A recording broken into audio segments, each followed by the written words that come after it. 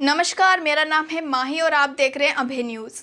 आज भारत के दलित समाज के सामने सबसे बड़ी चुनौती ये नहीं है कि बीजेपी जीतेगी या कांग्रेस, बल्कि ये है कि उनकी अपनी राजनीतिक ताकत को कमज़ोर किया जा रहा है। बहुजन समाज पार्टी, जिसने दलितों को राजनीतिक पहचान दी, सत्ता के शीर्ष पर पहुंचाया, आज षड्यंत्रों का शिकार हो रही है। और इस षड्यंत्र का सबसे बड़ा हथियार है नया विकल्प दिखाकर दलित वोट को बांटना। आखिर ये है क्या नया षड्यंत्र? बीएसपी को खत्म करो, एएसपी को नया विकल्प बनाओ, यही है स्वर्णों की चाल।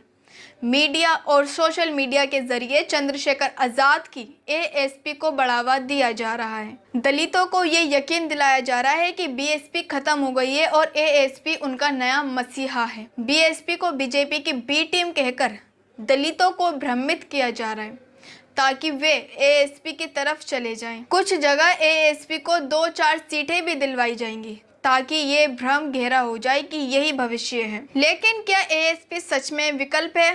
क्या एएसपी के पास वे संगठन है जो बीएसपी के पास है? क्या एएसपी के पास वे विचारधारा है जो मान्यवर काशीराम साहब ने दी थी?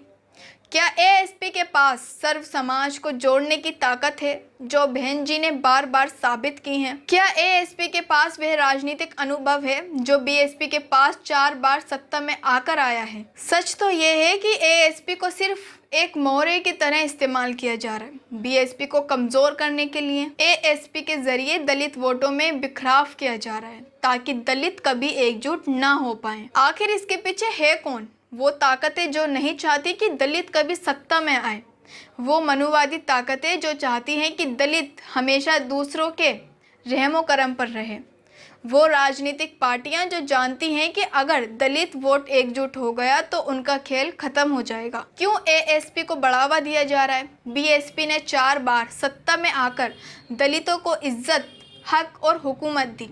बीएसपी ने मनुवादी ताकतों की जड़ें हिला दी, इसलिए वे डर गए। अब वे एएसपी को हवा देकर बीएसपी को खत्म करना चाहते हैं। अगर दलित वोट एएसपी और बीएसपी में बंट गया तो फायदा सिर्फ बीजेपी और कांग्रेस का होगा। क्या एएसपी सर्व समाज को जोड़ पाएगी? क्या गैर दलित समाज एएसपी को अपना नेता मानेगा?